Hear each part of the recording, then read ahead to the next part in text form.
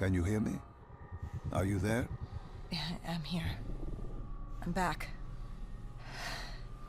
I'm ready to continue. Good. Now that you've begun conditioning, let's return to 2070. After Coalescence collapsed. You were trapped in Singapore. With quarantine zones unlocked all over the world, we couldn't raise WA command. If we were going to escape, we had to improvise. We turned to the 54 Immortals. They were dangerous and unpredictable, but they were no enemy of ours. Hendricks trusted them? What choice did we have? If we wanted out of Singapore, we had to go through the biodomes. We had to go through the Immortals.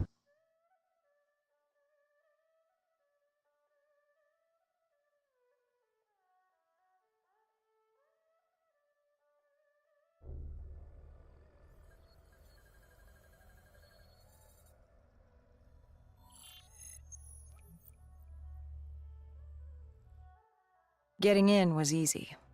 Getting out would be another matter entirely. At the time, the biodomes were the safest place to be. With the outbreak of 2060, the Immortals seized the marina and dug in. The biodomes were impenetrable. Dead-proof. Hendricks had a contact, Danny Lee. He was slimy as they come, but he could get us transport. Not only that, Taylor had beaten us out of the biodomes. And Danny claimed to know where he was heading. They had this information. Danny was convinced Gojulan had info on her central server. They were doing us a solid, really. But that didn't come cheap. They wanted food, water, weapons, reinforcements from the Winslow Accord. We agreed to their terms, with no idea if we could honor it. The Immortals were a people of their word, and quite efficient in punishing those who did not act the same. Danny was in a bad mood. The Immortals weren't exactly happy to see us. They knew our part in what had happened in Coalescence. Danny went so far as to accuse us of opening the containment zones ourselves. Hendricks persuaded him otherwise. But that didn't change how I felt. We were there. We had our chance to stop Diaz in the server room. You cannot blame yourself for what is out of your control. There were powers in play far greater than your own. Powers with far more control. You were a pawn in his game. You mean Deimos? Well, as it turns out, we weren't his only pawns in the room. How do you mean? You can get us a ride out? Sure, I'll give you that. But claiming to know where Taylor was? Know that saying, too good to be true? Something was wrong. There was something malevolent, malicious. I called Danny out. I wasn't too happy with that. But then again, we assumed he was just scared. The outbreak now occurring worldwide was unprecedented. We were all scared. Up till now, we'd become complacent. We got comfortable. The dead had stayed in their cage, and we kept pretending nothing had happened. Taylor and Diaz changed that. Pandemonium, riots, civil war, countries were already tearing themselves apart, in many cases before the dead even reached them. Danny wasn't scared. He was stalling. And it only took us another moment to find out why. The Ghost siblings. Danny set you up. No. This was different. It was their eyes. Hollow, empty, void of life, like they could see right through me. They all had it, just like Diaz. It was only later we found out all higher-ups in the Immortals were outfitted with D&I, like us. If only we'd known the part our own technology would play. The thing about dead killers, though, there's always a plan B. We had a robot squad in place, ready if the situation took a turn. Gojulan bolted before our robots got her. She was headed for the server room in Cloud Mountain, the only place we could put in the call from transport. It became quickly apparent that uninvited guests had joined the party in the biodomes. The dead were flooding into this safe haven. It was about to become hell on Earth. We had to move. We had to get to Cloud Mountain.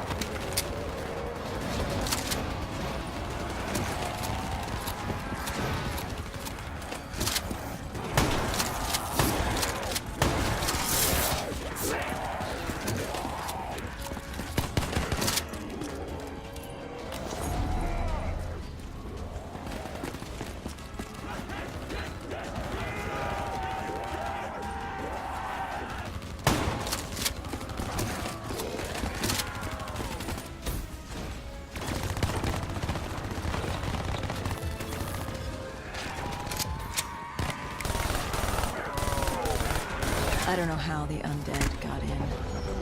Forgotten open gate. A child's mistake. A poorly nailed board over a window. It didn't matter. It was spreading fast. We were already outnumbered 20 to 1.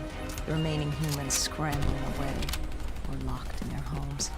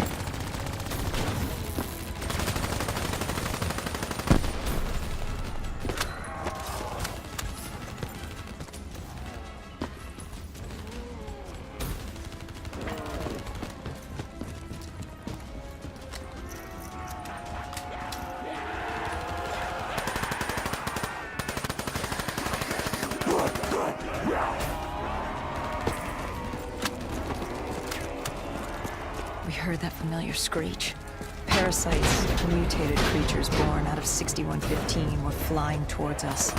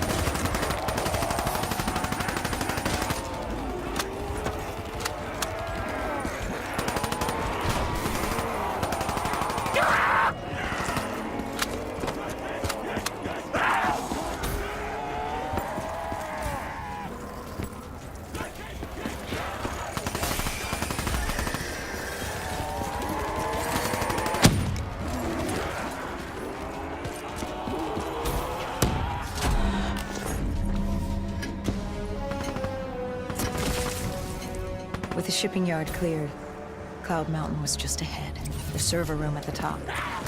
We had a long climb ahead of us.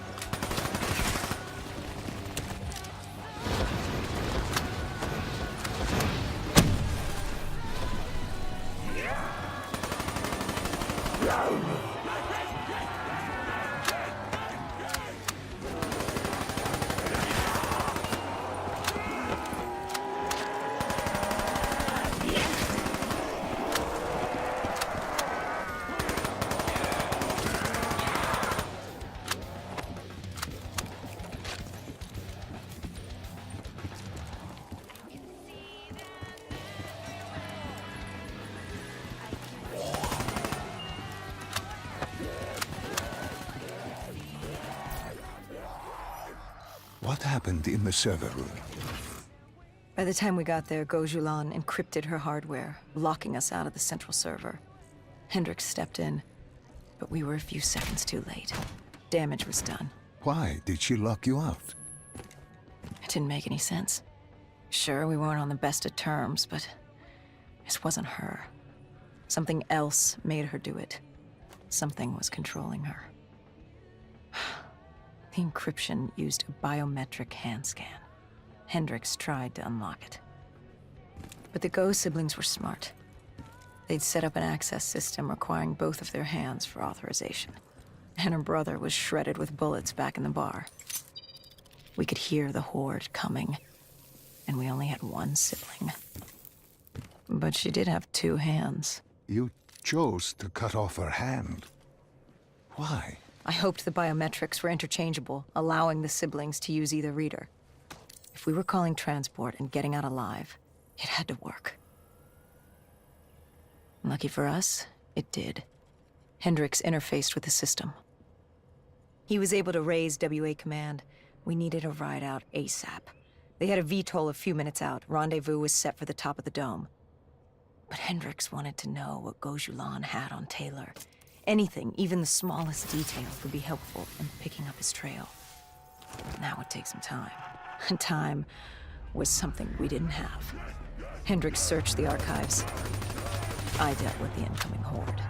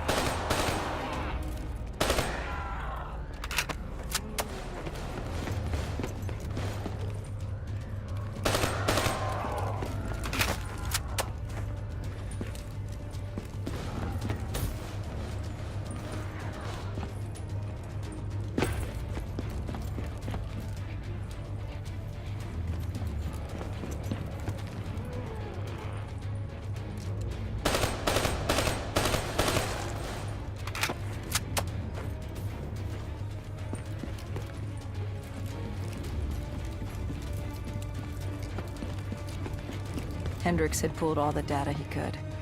I hoped it was enough. Our pickup was in position. It's time to get the hell out of here.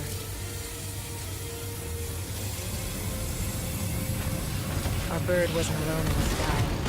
Our VTOL had caught the attention of an old, automated wraith. We needed to find another way.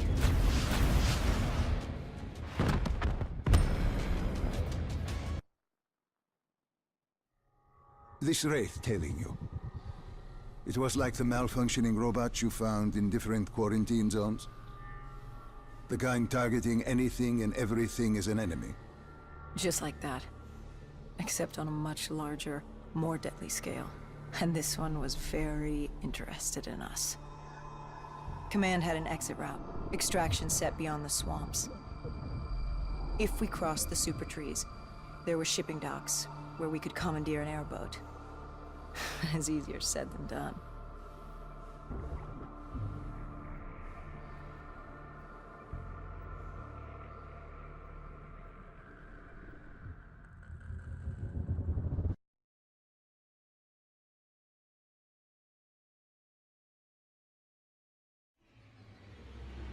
Between the flesh eaters and that wraith eyeing us, the super trees would be no walk in the park. We had to haul ass and stay out of sight. But they weren't our only concern. Winslow Accord picked up chatter ahead.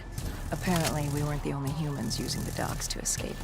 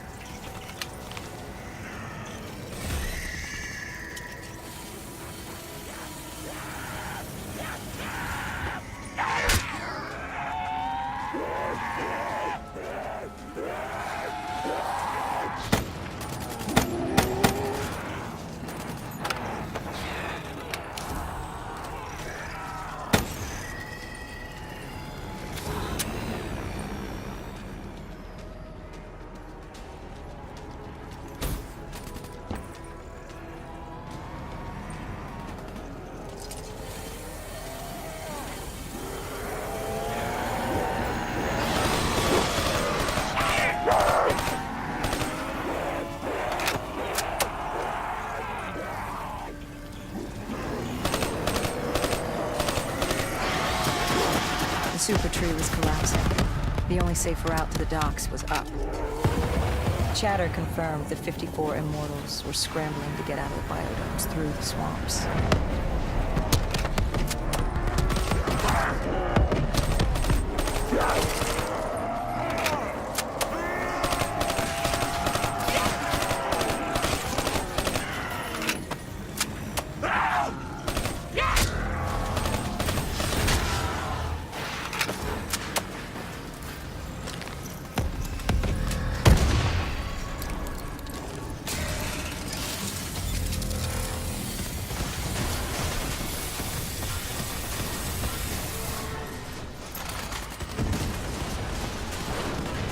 From the sound of it, they wanted us dead as much as the flesh eaters did.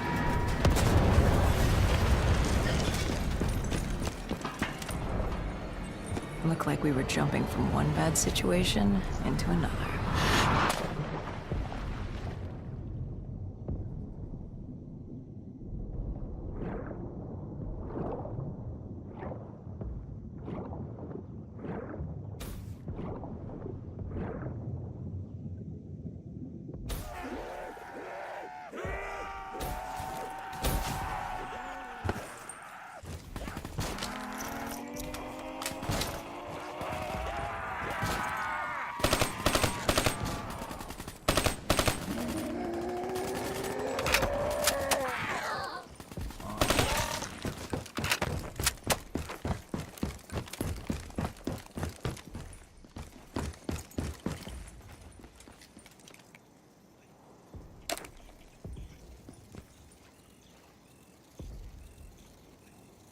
Hendricks commandeered an airboat and set the autopilot.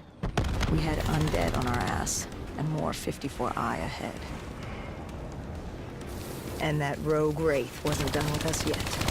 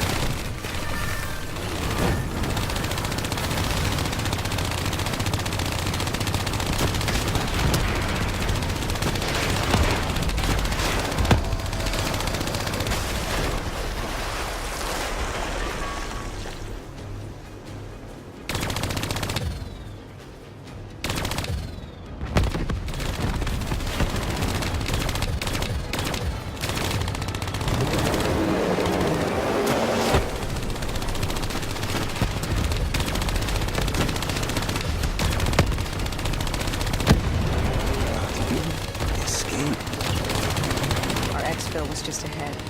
We were getting out soon. What about Taylor? What did Hendricks learn from the server? Nothing. It had been wiped. Taylor was in the wind. And the virus, 6115, wouldn't stop this time. The Winslow Accord and CDP had been thrown into chaos. We'd lost Hong Kong, Berlin, and Cairo. And it was just getting started. What would come next? How the world would change? There was no way to be ready for that.